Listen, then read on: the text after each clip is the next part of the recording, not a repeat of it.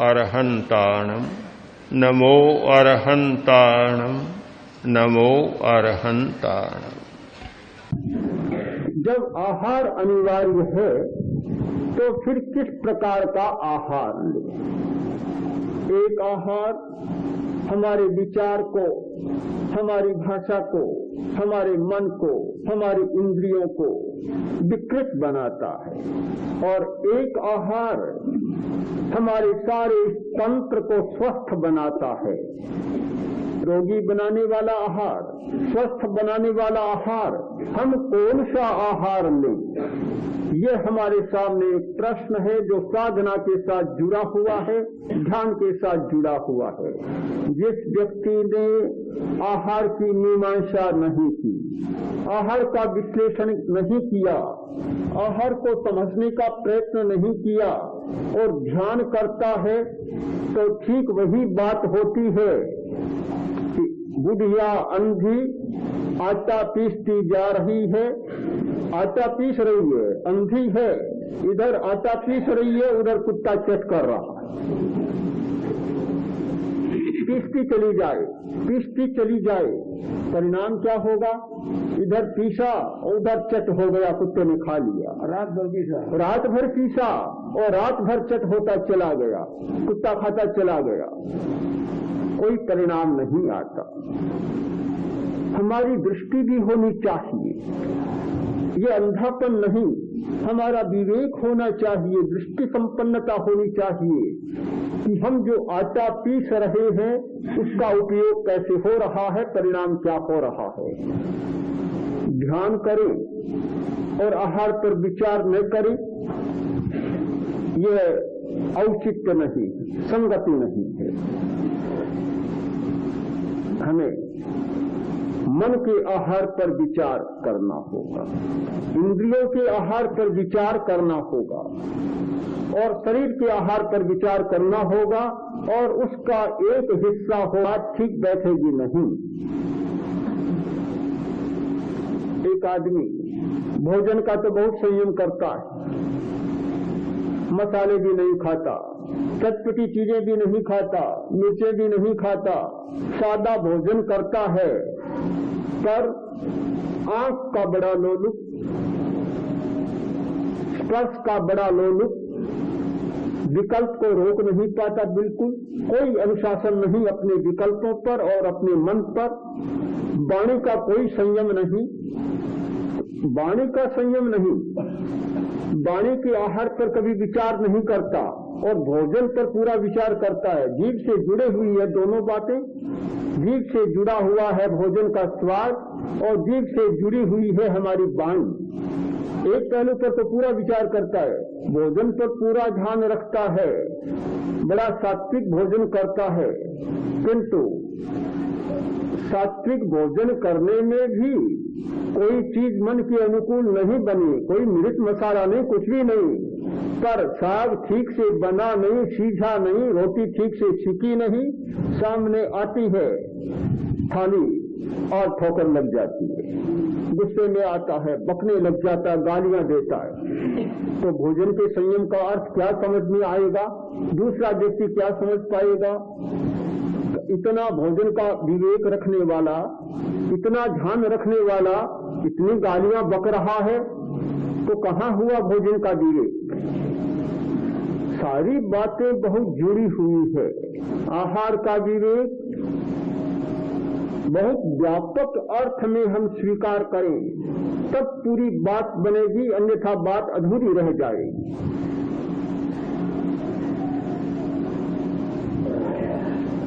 ध्यान करने वाला व्यक्ति, शिविर की साधना करने वाला व्यक्ति स्वाद का संयम करता है। मिर्चें नहीं मिलती, मसाले भी बहुत नहीं मिलते, ये चाट चटपटी चीजें भी नहीं मिलती, मन चाय भी नहीं मिलती, चाय मिलती है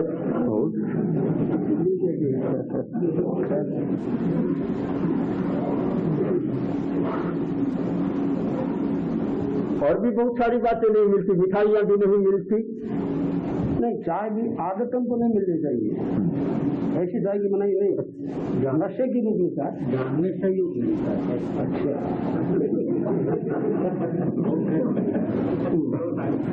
तो ये बहुत सारी चीजें खाने को नहीं मिलती, बहुत अच्छी बात है, किंतु इतनी चीजें खाने को नहीं मिलती, इतने मात्र से ये भोजन की समस्या या आहार की समस्या हल हो जाती है और ध्यान में आपको सहयोग मिल जाता है, ये मानेंगे तो बड़ी भ्रांति पैदा हो। एक पौराणिक कहानी समझे या रूपक माने। महर्षि चरक ने सोचा कि मैंने जो कुछ कहा मेरे शिष्यों ने, मेरे अनुयायियों ने ठीक समझा या नहीं समझा, मुझे परीक्षा करनी। कहा जाता है कबूतर का रूप बनाकर एक पेड़ पर बैठे और उधर से बहुत सारे वैद्य जा रहे थे, तो कबूतर एकदम बोल उठा, कोरु कोरु कोरु, यानी स्वस्थ को, रोग से मुक्त को। सोचा कौन बोल रहा है? पक्षी बोल रहा है।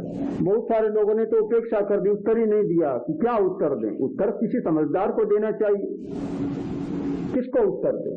उपेक्षा कर चले गए। कुछ लोगों ने जवाब दिया, ठीक बैठा नहीं, समझ में नहीं आया, संतोष नहीं हुआ। महर्षि ने सोचा या तो ये समझ नहीं पा रहे हैं या मेरी उपेक्षा कर रहे हैं। वहां से उड़े, दूसरी जगह जाकर बैठे। संयोग मिला कि बाघ घट जा रहा था।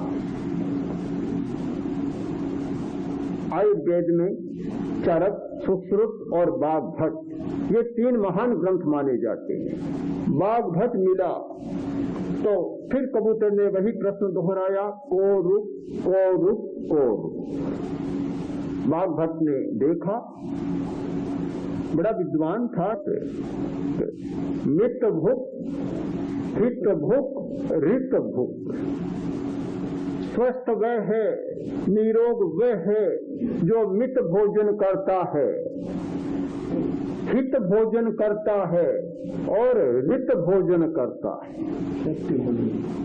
पहली बात कि ठूस ठूस कर नहीं खाता।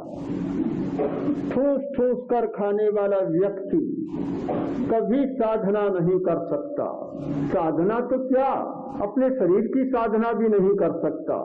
खा लेता है तो घंटा भर भात, जब प्यास लगती पानी पीता है और वायु बनती है, पेट ऐसा हो जाता है कि फिर तो कोई दूसरा आकर उठाए तो ही उठ भी नहीं सकता, हिल भी नहीं सकता, डुल भी नहीं सकता। बड़ी मुसीबत पैदा हो जाती है और फिर कहता कि पेट और आंतें तो सारी ठस हो रही है। पत्थर हजम, हाँ, फिर चाहिए पत्थर हजम चू या वे गोलियां जो भोजन को पचा सके। दूसरी बात, हित भूख, हितकर भोजन करता है, स्वाद की दृष्टि से नहीं खाता, जो अनुकूल होता है। अब हित की व्याख्या बहुत लंबी चौड़ी है। ऋतु के अनुसार हित होता है, देश और काल के अनुसार हितकर होता है, स्वास्थ्य के अनुसार हितकर होता है और व्यक्ति विशेष के कारण भी हितकर हो सकता है। गर्मी का मौसम और खूब गर्म चीजें खाई जाए, अहितकर हो जाएगी। वे चीजें सर्दी के मौसम में तो हितकर हो सकती है, किंतु गर्मी के मौसम में गर्म चीज अहितकर हो जाएगी। सर्दी का मौसम और बहुत ठंडी चीजें खाई जाए, अहितकर हो जाएगी। शरीर का तापमान और रक्त का तापमान 100 डिग्री का लगभग। बहुत ठंडी चीज खाता है, अहितकर होगी। बहुत गर्म चीज खाता है, अहितकर होगी। बहुत गर्म चीज खाना, यानी जैसे चाय लोग पीते हैं, चाय का एक दोष यह भी है चाय की एक बुराई ये है कि चाय पीने वाला ठंडी नहीं पीता, ठंडी होती है तो वह पी नहीं सकता, गरम गरम पीता है। इतनी गरम पीता है कि कई लोग तो शायद उस बर्तन को हाथ से नहीं पकड़ पाते पर मुंह में डाल लेते हैं, उन्हें यह नहीं पता आंतों का बेचारों को क्या होगा। कठिनाई है कि आंतें बोलती नहीं है, पेट बोलता नहीं है, आमाशय और पक्वाशय बोलते नहीं है। अगर उनकी जीभ होती, वाणी होती तो आंतें सबसे कड़ा विरोध करती कि तुम्हें स्वाद लगता है पर हमारी दशा को देखो क्या हो रहा है, क्या बीत रहा है, कितनी हानि होती है। तो बहुत गर्म चीज खाना भी अच्छा नहीं और बहुत ठंडी चीज शरीर के तापमान से बहुत ज्यादा नीचे खाना अच्छा नहीं। पर आज की तो स्थिति ये हो गई कि बच्चा छोटा होता है सबसे पहले बर्फ खाना तो सीख ही लेता है, माँ सिखा भी देते हैं आइसक्रीम बर्फ, जिससे कि बच्चे का गला, बच्चे की आंतें बिगड़ जाए। और फिर सोचते हैं कि बच्चा बहुत बीमार रहने लग गया, कमजोर रहने लग गया, टॉन्सिल बहुत बढ़ गए। टॉन्सिल की बीमारी तो आज बहुत चलती है, गला बहुत खराब हो गया, आंतें बहुत खराब, पेट बहुत खराब, डिसेंट्री की बीमारी हो गई, दांत भी जल्दी गिरते। हाँ, दांत बहुत जल्दी गिरते। आंत और दांत ये दोनों ठंडी चीज से और गर्म चीज से अधिक प्रभावित होते हैं। तो ये सारा अहितकर भोजन होता है। हितकर भोजन